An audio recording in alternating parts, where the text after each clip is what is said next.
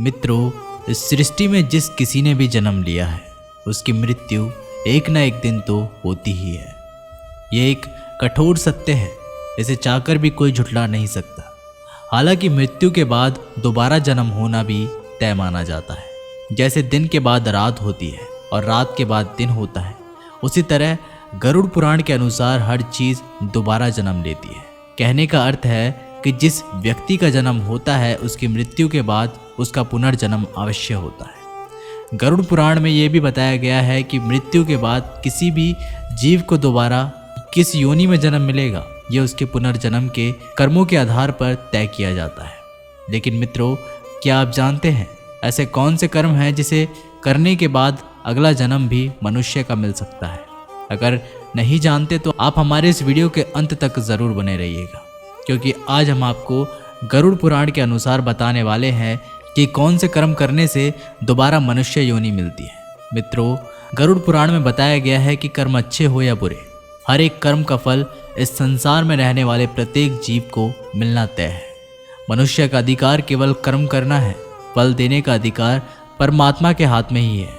मित्रों, इसके अलावा गरुड़ पुराण में यह भी बताया गया है कि मनुष्य अगले जन्म में किस योनि में जन्म लेगा, ये मनुष्य द्वारा किए गए कर्मों के हिसाब से ही तय किया होता है। आइए अब इस बात को जान लेते हैं।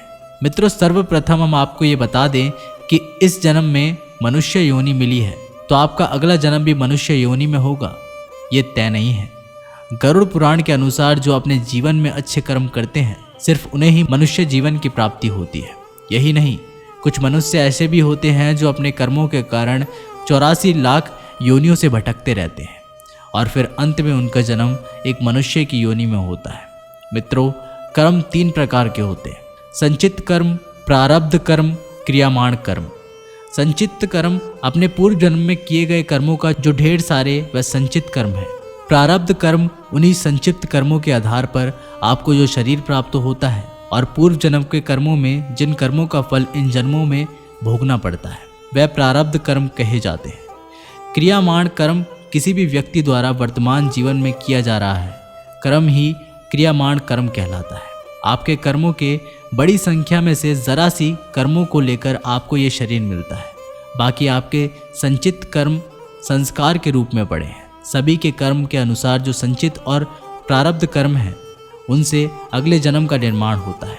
जो तय करना है कि आपका अगला जन्म 84 लाख योनियों में से किसी भी योनि में हो सकता है। इसलिए कहा जाता है कि इसी जन्म में ईश्वर के चरणों में चले जाना चाहिए और किसी को अपनी तरफ से कोई कष्ट नहीं देना चाहिए। व्यक्ति इस संसार में अकेला होता है और अकेला ही जाता है। अंतिम समय में उसके अच्छे बुरे कर्म, पुण्य और पाप ही उसके अगले जन्म का निर्धारण करते हैं। महर्षि वाल्मीकि जी आदि ग्रंथ रामायण में कहते हैं कि माता पिता, गुरु, आचार्य और ज्ञानी पंडित का भी अपमान नहीं करना चाहिए और ना ही कभी उनके बारे में ऐसे विचार अपने मन में लाने चाहिए। और जो व्यक्ति ऐसा करता है उसे महापाप लगता है। ऐसे लोगों को नरक में पाप का फल भोगना ही पड़ता है, चाहे वह कितना भी दान पुण्य कर ले। इस बात को कोई पुण्य नहीं मिटा सकता। मित्रों, जो व्यक्ति हमेशा दूसरों के हित में सोचता है, उनकी सदैव मदद करता है, पशु पक्षी और अन्य जीवों पर दया करता है, ज़रूरतमंदों की मदद करता है और बिना किसी स्वार्थ के संचित धन का उपयोग धार्मिक कर्मों में करता है, ऐसे मनुष्यों का अगला जन्म मानव योनि में ही होना तय है। मित्रों, इसके अलावा गरुड़ पुराण में यह भी बताया गया है कि जो मनुष्य अपनी मृत्यु के अंतिम समय जिस चीज़ के बारे में सोचते हुए अपने प्रमाण त्यागता है, उसे अगला जन्म उसी के अनुसार मिलता है। जैसे कोई व्यक्ति अपने अंतिम समय में किसी स्त्री को याद करते हुए अपने प्राण त्यागता है तो उसका अगला जन्म स्त्री के रूप में ही होता है। इसी तरह जो व्यक्ति अपने अंतिम समय में ईश्वर को याद करते हुए अपने प्राण त्यागता है तो वह मुक्ति की ओर अग्रसर हो जाता है। इस बात का आधार भागवत के जड़ भरत उपख्यान में मिलता है। यदि आप वह कथा जानना चाहते हैं तो हमें कमेंट में ज़रूर बताइएगा। मृत्यु के अंतिम क्षण के विचार भी मनुष्य के अगले जन्म को तय करते हैं। इसलिए धर्मशास्त्रों में ये बताया गया है कि मृत्यु के अंतिम समय में हमेशा राम राम का जाप करते रहना चाहिए। मित्रों, हम अंत में यही कहेंगे कि हर एक व्यक्ति को अपने जीवन में पुण्य कर्म करने चाहिए और हमेशा निस्वार्थ भाव से धर्म की राह पर चलना चाहिए।